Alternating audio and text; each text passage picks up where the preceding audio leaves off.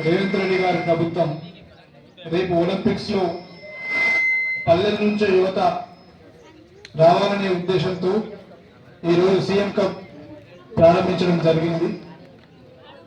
గ్రామాల్లో డ్రగ్స్, గంజాయి, యువతలో విపరీతమైన చెడు అలవాట్లను దూరం చేయడానికి ఈ స్పోర్ట్స్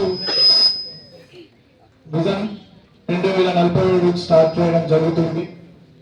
యువత కూడా ప్రతి గ్రామంలో యువత ముందుండి ఈ డ్రగ్స్, గంజాయిని ఎక్కడ ఉండకుండా పోలీస్ అధికారులకు సహకరిస్తూ ఎక్కడైనా ఉంటే అది పోలీస్ ఆఫీసర్లకు ఇన్ఫార్మ్ చేయాల్సిందిగా యువతను కోరడం జరుగుతుంది. లాస్ట్ వచ్చిన నాకు ఏ ప్రైజ్ రాలే, కానీ నేను ఊరుకోలే.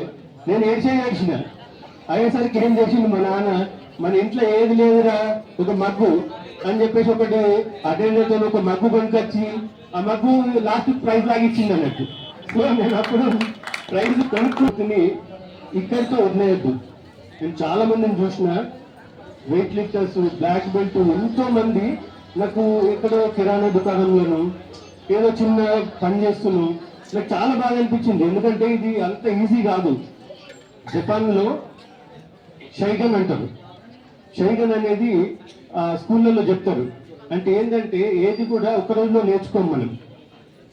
రోజు కొద్దిగా మీరు ఇది గేమ్స్ ఆడుతున్నారంటే ఇట్లా ఇవి ప్రైజెస్ ఎట్లా తీసుకురావాలా, ఎట్లా అరేంజ్ చేస్తుండ్రు, ఏం అరేంజ్ చేస్తుండ్రు అంటే నాకు అసలు ఈ మండలి ఇదే ఫస్ట్ కాబట్టి నాకు కూడా ఐడియా లేదు. ఇంకా ఫోన్ కూడా రాకుండా మన మురళీ సార్ కూడా అసలు నేను ఇంతకుముందు ఇంటర్వ్యూలో చేసినప్పుడు కూడా అక్కడ హెచ్ఎం గారు చిన్నప్పుడు ఒకటి గుర్తొస్తుంటుంది.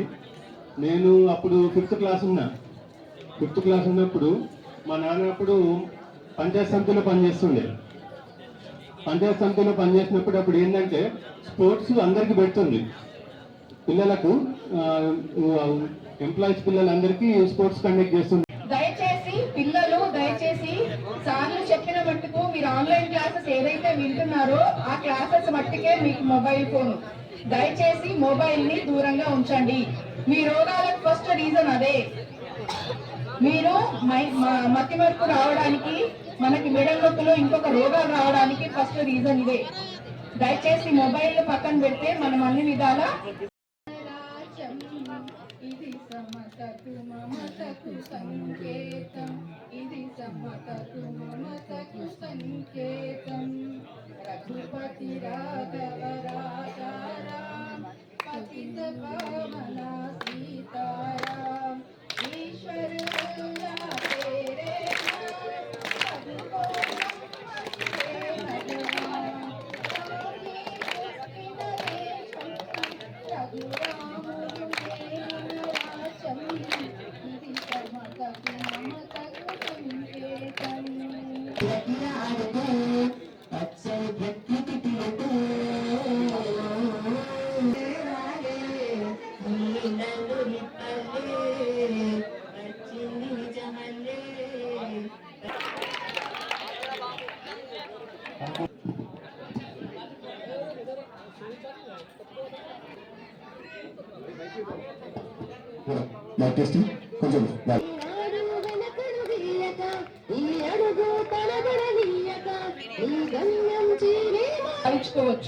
మేడం చాలా బాగా సాంగ్ ఆలపించారు, నాకు చాలా నచ్చింది.